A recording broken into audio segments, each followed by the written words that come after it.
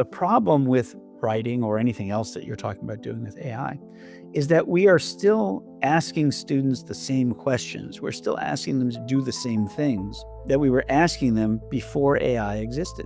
And so we have to start asking questions that are not things that students can do on their own, and not things because that's not educative. You just ask somebody to do something they can already do, and not something that AI can do for them, but something that the only way to solve is for them to work with AI.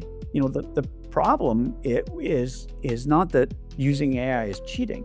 It's that the writing that we're asking people to do is not complex enough such that if they just rely on AI, it becomes clear that it's not a job well done. Hello, and welcome to Season 2 of Beyond the Couch, AI in Psychology. I'm your host, Dr. Ernest Wayde. Now, as always, before we get started, I want to thank the organizations that make this podcast possible. This episode is sponsored by the American Board of Professional Psychology, the National Register of Health Service Psychologists, and my consulting firm, Wayde AI. Their support helps us create thoughtful, psychology-focused conversations about how AI is shaping our field. Okay, so today I'm very excited to introduce you to Dr. David Williamson Shaffer, a leading voice in learning science and the impact of AI on education and human development. Dr. Shaffer is the Sears Bascom Professor of Learning Analytics and Villas Distinguished Achievement Professor of Learning Sciences at the University of Wisconsin-Madison, which is just down the road from me, where he also serves as a data philosopher at the Wisconsin Center for Education Research. His work focuses on how AI is reshaping teaching, learning, and even what it means to be educated in a world increasingly influenced by intelligent systems. He's authored more than 300 publications, including the books How Computer Games Help Children Learn and Quantitative Infography. David, welcome to the show. Well, thank you very much. And pleasure to be here, Ernest. We're very excited to have you. I'm really interested to dive into this topic. But before we get started, I always like to start by asking, can you tell us a little bit about yourself, your work, and the journey that led you to AI, including some of those experiences that might have shaped your perspective? Yeah, sure. So I was originally a teacher. I had always wanted to be a teacher, actually. And one of the things that I discovered once I started teaching is that the educational system is a really well evolved system to the point where it becomes difficult to perturb it. Right. So a way of thinking about it is that education had settled into a kind of stable local minimum. So if you perturb it a little bit, it kind of rocks back to this to Yeah. the steady state. And this was in the late 1980s and early 1990s. And what I realized was that the advent of personal computers and the introduction of computers into the classroom, of course, later the internet, but at the time it was just the computers, provided a kind of a lever for asking us to rethink some of the things that we do in education. Uh, Everybody knew that computers were important. They were going to play a role in the world outside of the classroom. They were coming into the classroom, and nobody really knew how to use them. And so there was this a wonderful moment where there was sort of a sense of possibilities. I would say those possibilities weren't all realized, and we could talk more about why that might be the case. But along the way, one of the things that people have been working on since then and beyond was AI in education. At the time, those were AI systems that were deterministic, meaning that if you gave it the same inputs, you got exactly the same output out the other end. So these are things like algebra tutoring systems, or the kinds of spell check that you see on Microsoft Word. And my concern actually with those systems was that they were deterministic and therefore only worked in domains, in areas where there was actually a known correct solution path. So algebra is an example of that. But many of the things that people do in the world, in medicine, in journalism, in engineering, in architecture, in law, right? All these things are not well-formed domains in that sense. There isn't actually one specific right answer much of the time.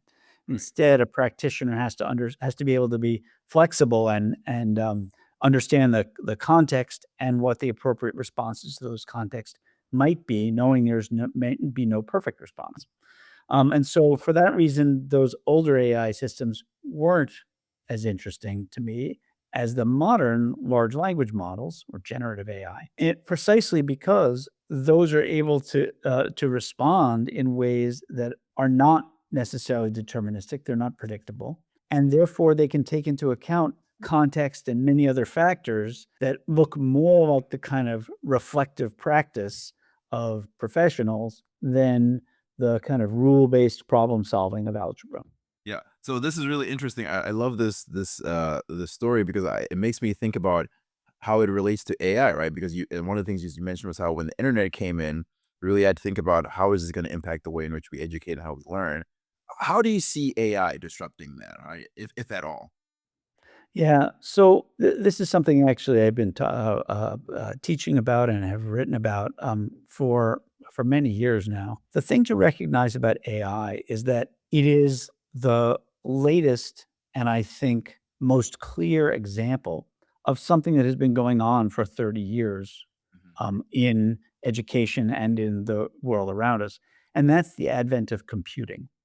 And just to give you a sense of what I mean, what a computer does is fundamentally different from what a piece of paper or a book does, right? So pieces of paper are very good at remembering things. I can write things down, and so the paper can remember them, so I don't have to. So, for example, if I'm going to the store, I make a shopping list, and that's really good because the shopping list is good at remembering things, and I'm really bad at remembering things. I mean, it's tough to remember where the shopping list is, but we'll leave that problem for another time. Um, Right? So in a sense, what existing technologies, cognitive technologies were doing is outsourcing memory, right? They were remembering things so we didn't have to. And that had huge consequences. That's where science comes from. That's where democratic capitalism comes from developing a literate society. That's where empires and nation states, all of that comes from the ability to record and transmit information over time. Mhm. Computers do something fundamentally different. They transform information independently, right? So when I use a word processor, for example, right, it's able to correct my spelling. Mhm. And that's a thing that is not just about remembering what I wrote. It's about actually acting on what I wrote and proposing changes to it. And if Mhm. that seems trivial, like you, I make my living using words. And so I'm a terrible speller. I always have been. I was in remedial spelling in grade school, right? And the point is that if I didn't use spell check on Microsoft Word or whatever word processor, right, Yeah. I would have to hire somebody to spell check for me, or I would have to spend hours and hours meticulously going over the document. And so Mhm. that cognition, that thinking is actually offloaded into the device. Mhm. That's been happening for 30 years with people not really seeing it as transformative. And what AI has done is taken that idea and suddenly put it front and center in a way that makes it unescapable, right? It is now clear that what these tools are doing is doing parts of thinking for us. And Give us an that example of change. that in Yeah. education. Give us some examples to make it concrete for us. Oh, sure. I mean, one of the biggest concerns that people have in education right now, rightly or wrongly, is that students are going to ask AI to write their homework essays. Right? The cheating Um, aspect. yeah, which well, we think of it as cheating. I mean, there's another way to think of it, which is if AI can write that essay, why are we asking a student to? But that's we can get into that part of it later. But that's an example, right? And so all of a sudden, it's sort of unescapable that people have the option of offloading all kinds of technology, all kinds of thinking into the technology. And Mhm. that is going to be a change that's on the order of the development of writing or the printing press. It's a Mhm. huge transformation in terms of how we relate to the world. And we are only just beginning to grapple with what that might mean in education and anywhere else in our life. Yeah, I love this progression that you've laid out for us, right? First, it was helping us with memory, then it was helping us with smaller tasks, and now it's helping us with large tasks, including writing essays. And to your point, the question of if AI can do that, why are we asking humans to do that? Let's dive into that a little bit more. If what is your thinking or what is your thought about that? Is if AI can do it, should humans be doing it? Why are we asking humans to do it? How does that impact their ability to learn to do something? Yeah, no, it's a fascinating question, and in part, nobody knows the answer. I mean, to be clear, right, where we are with AI is a little bit like where we were with the internet in 1998. Mhm. And I promise you, right, any prediction that you had made or anyone else had made about the internet in 1998 would have been wrong. Because it has changed so much over those years that we had no idea what it was going to do. For example, when social media came along, there were many people who thought that this is fantastic. It allows people to build community, not necessarily locally, but at a distance. You can, if you were in a place where there weren't other people who were interested in knitting, you could find a community of like-minded people. And obviously, the results have been not that. I mean, Yeah. they have been that, except not necessarily for the communities that we wanted to get together. And, it is in fact been disruptive and fragmented and led to misinformation, none of which would have been predictable easily in, 2006 or 2007 when Facebook first started. So we are at the beginning of something, and the AI that you see today almost literally won't look like the AI that you see next month. It's changing that fast. So it's Yeah. very difficult to be sure of anything. But, so there's a notion in the science of learning of something called pedagogical content knowledge. And to give you an idea of what that means, right, to be a good math teacher, of course you need to understand some math. Mhm. And of course you need to understand some general ideas about pedagogy, about what works in the classroom and what doesn't, about how to teach. Yeah. But you can't just put those 2 things together and expect that it's gonna work. There's, something else which is at the intersection of those 2 things, and that is how math looks from a pedagogical lens and how pedagogy looks in the terms of mathematics, right? It's the pedagogy of teaching mathematics, which is a different thing than either of those other 2 things. And so what's happening right now, right, is there's our understanding of how to do things and an understanding of AI. But in between those 2 things is our understanding of how to do particular things with AI. And that's not just a combination of what we know about AI and what we know how to do. It's actually understanding how AI works in some particular domain. How to use AI to help with writing, for example. There are good ways to do it, and there are bad ways to do it. Mhm. And so rather than saying what we need to do is just learn writing without AI and just learn about AI, and somehow magically those 2 things are gonna come together, we actually have to, learn both as a society, like, we're all trying to figure this out. I try and figure it out in my own work, and I'm sure you do as well. Mhm. Um, but also, what it means to write well with AI and how to do that. And so the question is not, right, how is it that students are gonna learn to write if AI is around?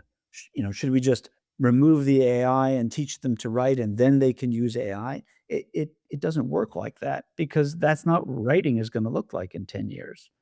Right? Writing is gonna be something that does involve AI, and Yes. you have to learn how to write with AI, and that's the pedagogical challenge, and of course, it's particularly challenging because we don't actually know how to do that.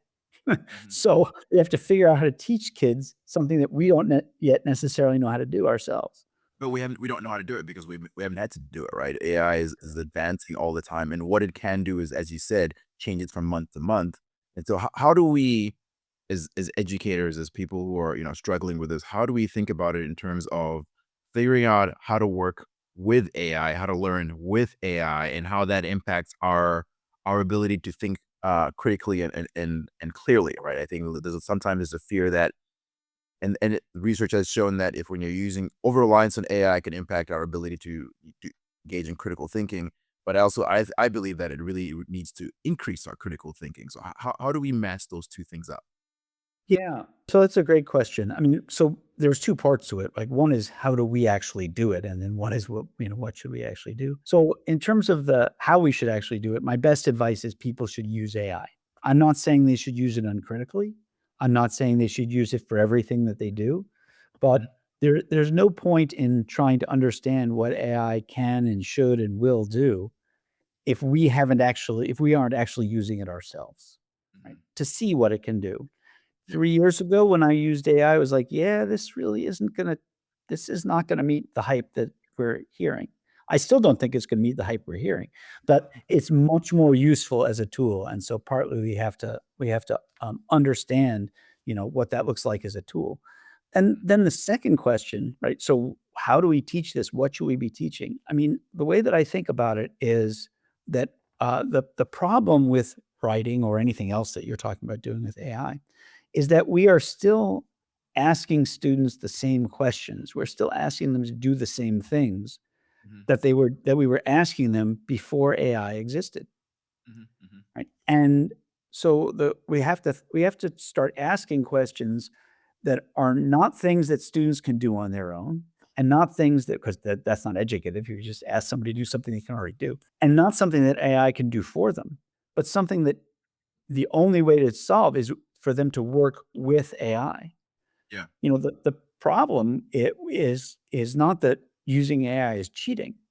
It's that the writing that we're asking people to do is not complex enough Mhm. such that if they just rely on AI, it becomes clear that it's not a job well done.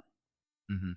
Yeah, I mean, this is really something that is challenging all of us to think differently, right? About common approaches and conceptions we've had. This is an opportunity to really think about how to do things differently, right? What are the things that we thought worked or that worked in this situation but might not work in this new environment with AI? What are some of the things educators need to be thinking about as they're trying to move towards this and guide their students, while they themselves are still trying to figure this out. Yeah.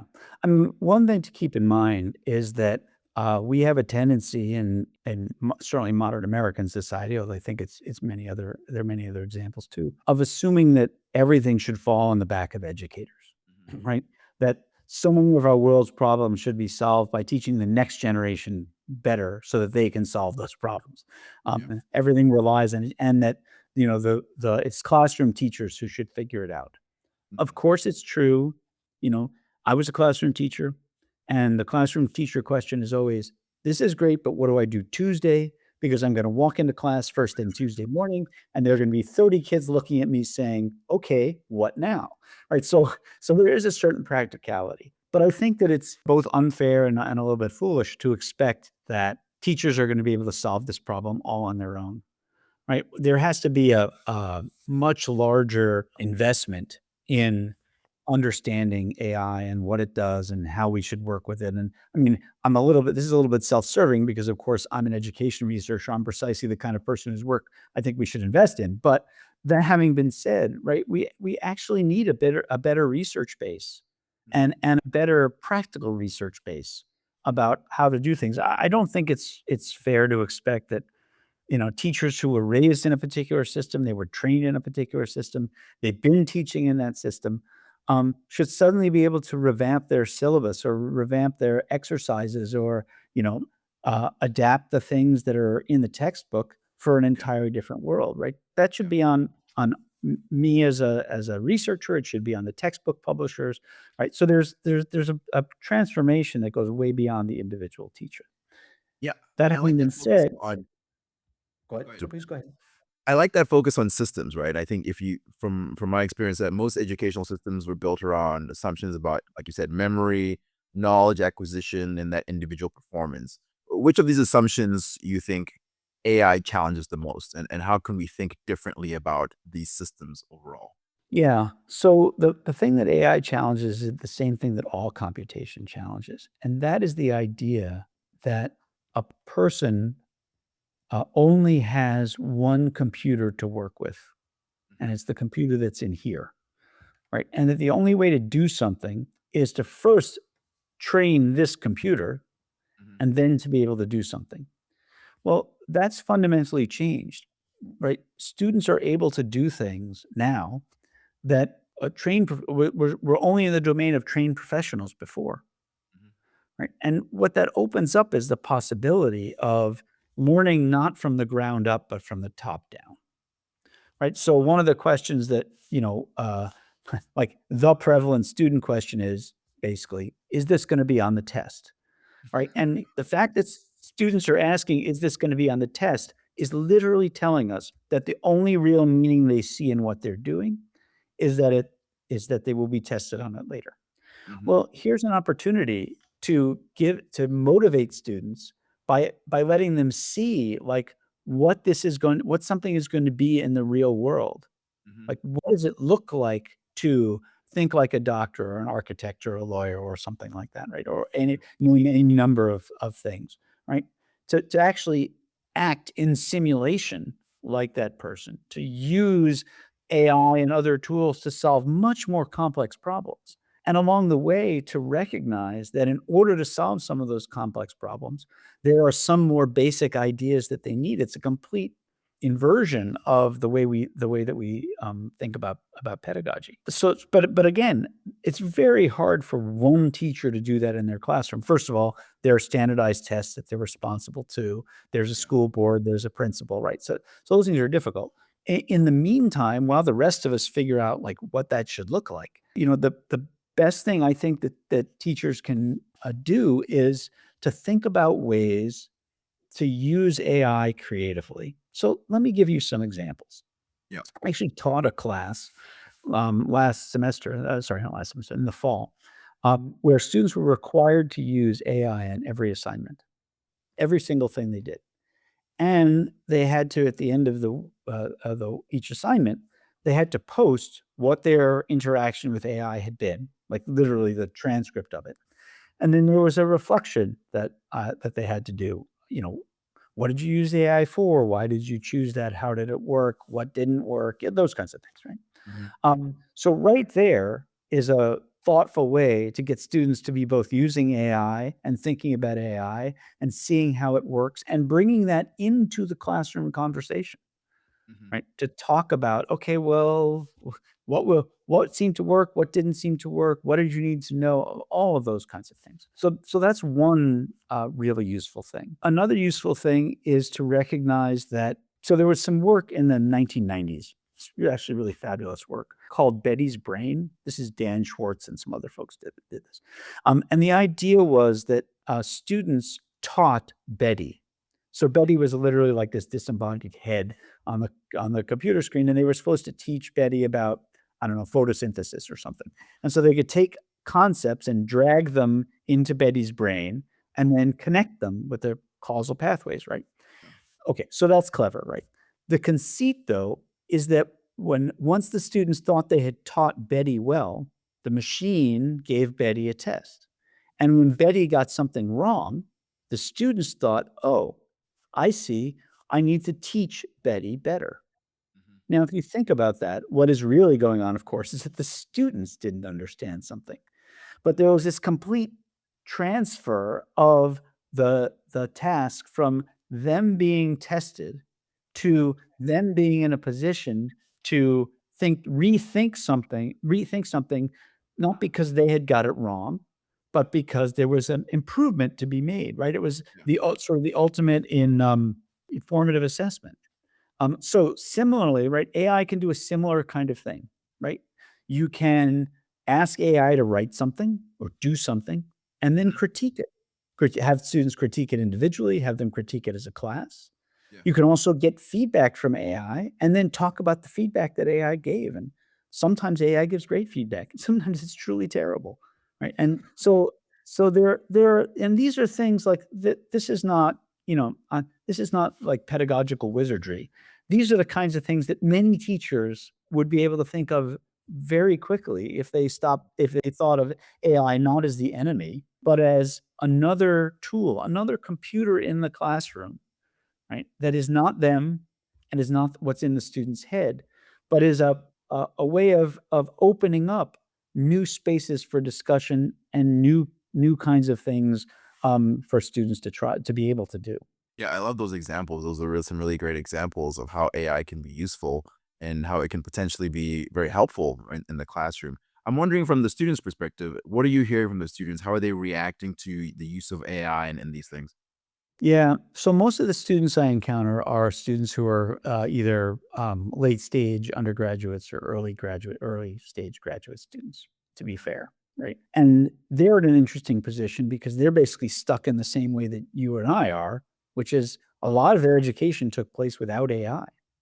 And now all of a sudden here's this thing and they don't know how to use it and they don't know. Oh, they feel like they try using it and it sometimes doesn't work. On the other hand, there are students who think it's the coolest thing ever and, Yeah. build their own systems to.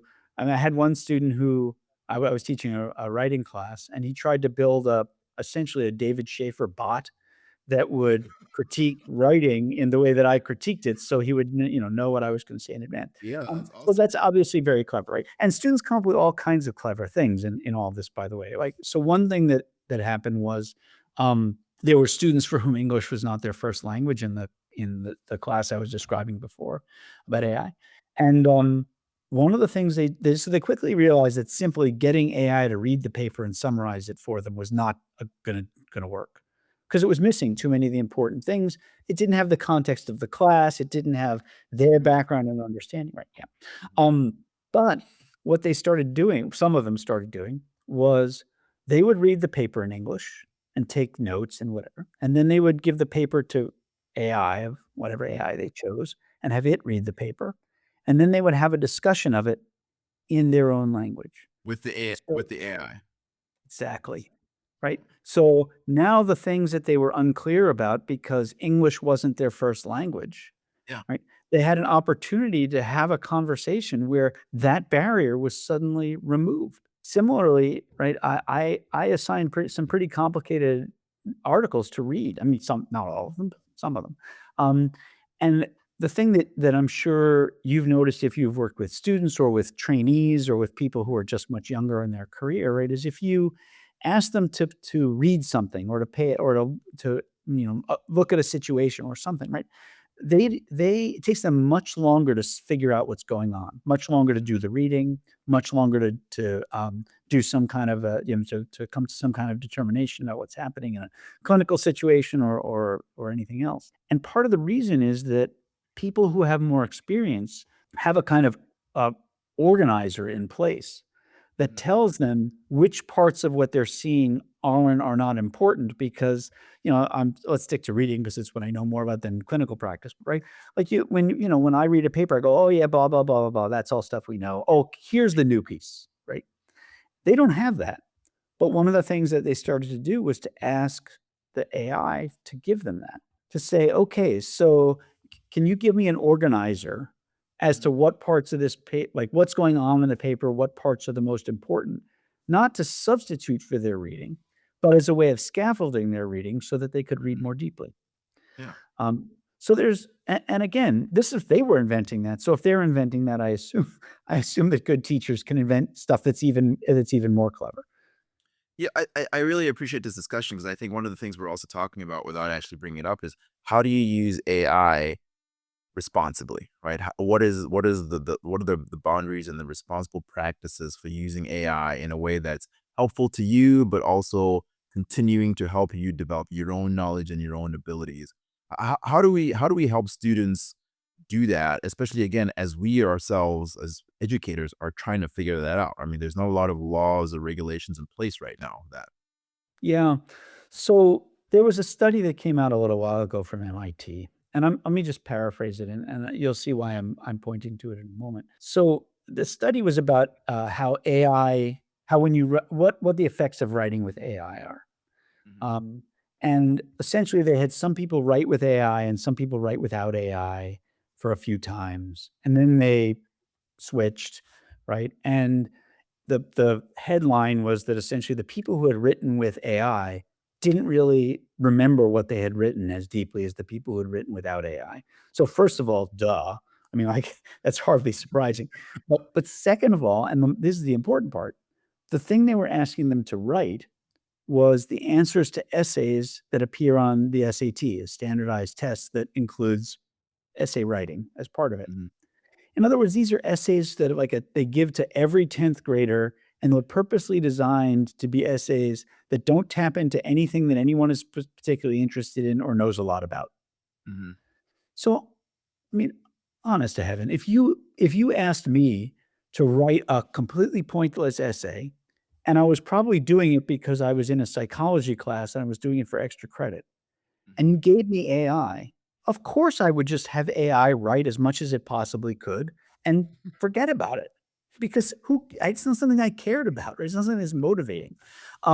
And so a lot of this is about, as I was saying, sort of choosing tasks that are appropriate, right? The only way to use AI responsibly is if you're trying to use it in service of something that requires you to use it responsibly, Mhm. right? Okay, so If I make the task such that I can't just use AI to do the whole thing, then I'm forced to collaborate with it, and that's a positive thing. okay, so I'm gonna ask you something that I'm personally interested in, right? So one of the things that I'm always thinking about is when we talk about writing in general, right? For journal or article writing, what is your perception or what is your thinking around? Should AI be involved? Can it be involved? And if so, how do we make sure that we're still being critical in our thinking and our approach, but also taking the benefits of AI? Yeah. Yeah. So this is actually a particularly poignant question for me because, we're actually starting a new journal in quantitative ethnography, and I'm the editor in chief. And the very first thing you have to do is put out a AI policy, both for the Yes. authors and for reviewers, right? And here a little bit, like, here's where it's a little challenging because, like, fundamentally, I think if AI can help you do better research faster, you should use it. Right, Mhm. well, like, why wouldn't you? That's a little bit like saying I shouldn't use spell check because it means I can write more papers faster and they're better, right? So on the that's on one hand, right? On the other hand, like, clearly, we're not trying to set up a permission structure for everybody to just crank out AI papers and send them all over. Um, what I tell my students anyway, well, by the way, just to be clear, we don't have the AI policy yet, so I'm a little bit speaking out of turn here. But what I tell my students is, look, if you want to use AI to help you write, that's great. But if AI says something dumb, you said something dumb. Mhm. If AI plagiarizes, you plagiarized. If AI made up a reference, you made up a reference. So Mhm. if you want to use it, that's fine, but you better be darn sure that you're going to stand behind every single word on that, in that paper, because if there's a problem, right, then then nobody's going to be particularly merciful to you about it if you say, "Well, that AI made that mistake." Yeah, I There's a but I appreciate that so much. I use AI and I'm very transparent. I use AI. I love AI. I use it all the time. AI can also be very lazy and make mistakes. And so my approach is I use AI all the time, and I am the ultimate responsibility for whatever it is that I put out, whether I use AI or not. I'm the ultimate responsibility. So if AI makes some mistakes and I miss it, that's my responsibility. It's not AI's fault. I can't go blame AI. So I really appreciate that perspective of taking responsibility, regardless of whether you're using it or not. yeah, I mean, I used AI. I have used it a couple times, but to help write a grant proposal, Mhm. right? And I won't necessarily reveal exactly which parts of the grant proposal writing I tried to offload to AI, but let me just say that for the most part, it's not especially successful. Right? And by that, I just mean that, of course, AI can help, but asking it to, like, do stuff independently Yeah. just doesn't result in as good a grant proposal as if I write it myself. Yeah. And this is where I think So the expertise is required, right? You need to have that expertise in grant writing to know that what it's putting out is not appropriate, right? correct, but the way that you get that is not necessarily by writing the grants all by yourself and then trying to figure out how to use AI. It's to be honest, the way I learned to write grants is to be on review panels and read a bunch Mhm. of them and go, "Oh my god, I better not say that because that's terrible. It makes no Yeah. sense at all." So there are ways to write grants that aren't just about writing more grants, but or writing grants alone. So Roy P. in the again and back to the early 1990s, and again, this is a lot of these sort of examples are kind of from early in the days of computers and education. Um, Mhm. but he talked about the conflation of 2 things, and one of them he said was effects with, and the other is Mhm. effects of. And so the idea is if I use a piece of technology, right, one way of thinking about it, or in a learning setting, right, one way of thinking about it is, what are the effects, of it? I use the technology, and then what can I do when the technology is gone? Mhm. The other is to say, I use the technology, and then what are the effects with it? Meaning, what am I able to do using the technology? Yeah. Right? And we have a tendency to focus on the effects of using a technology. So, Mhm. to sort of some of your questions, right? Like, okay, how do I learn to write a good grant? Because if I could use the machine, but then am I still able to write a good grant? And for the most part, I think we want to be focusing on effects with. I mean, I'm old enough to remember the calculator wars in the 1980s and 1990s about like how should we teach kids math when you Yeah. have calculators, right? And to be clear, right, we spend about half of students, somewhere between I don't know, 2/5 and a half of students' education learning to replicate what the calculator on their computer, on their iPad, iPhone can do, right? Mhm. We carry around a computer everywhere. People used to say, "Well, what will students do if they don't have a computer, if they don't have a calculator?" I'm like, "Well, nobody doesn't have a calculator anymore."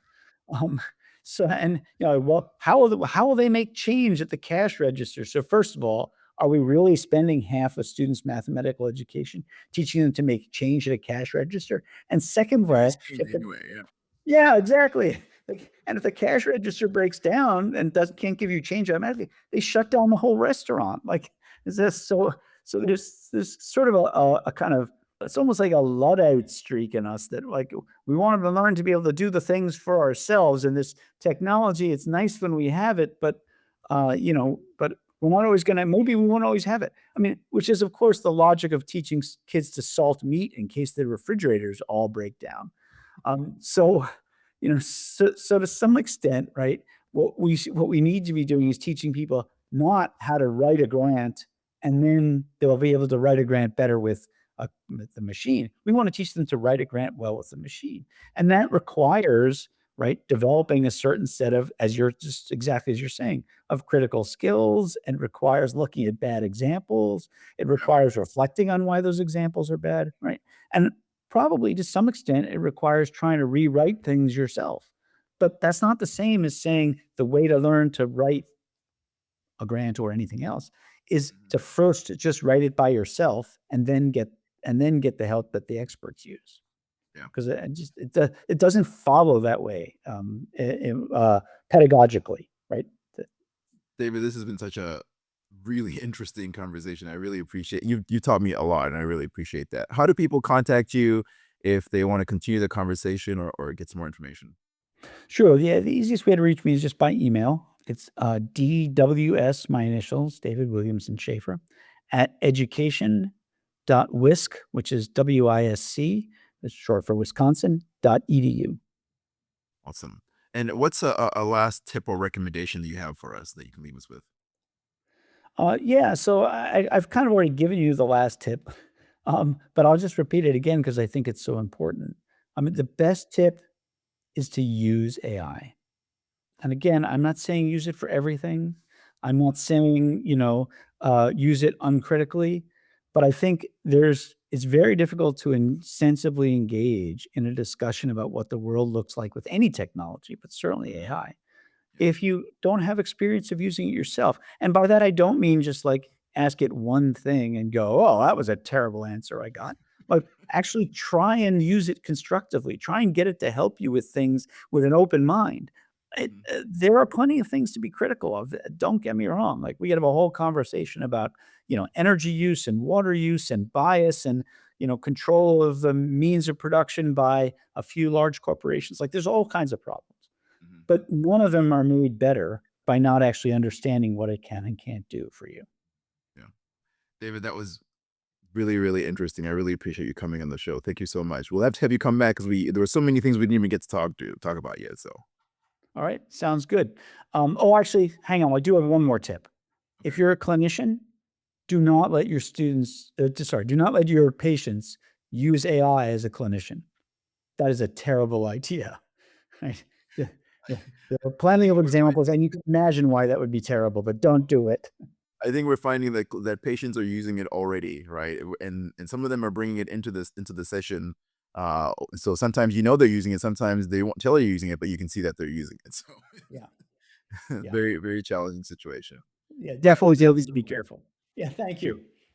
thank you for joining us for this conversation and for being part of this season of Beyond the Couch AI and Psychology. If you've enjoyed the show, please subscribe and leave us a review. Feedback is a gift, and we love gifts. We'll be back soon with more conversations about AI, psychology, and what it means to engage responsibly in the world increasingly shaped by AI.